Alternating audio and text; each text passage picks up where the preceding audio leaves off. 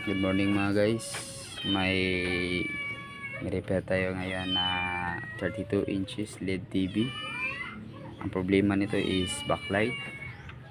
Busted yun, kundi yung ano niya, mga backlight niya na original.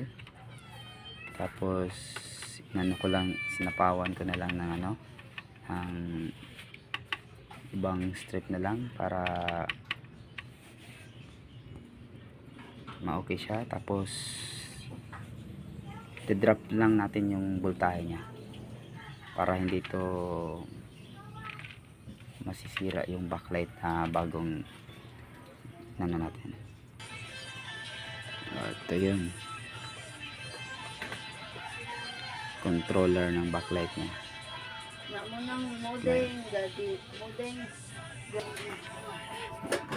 Okay na mga guys, ano siya,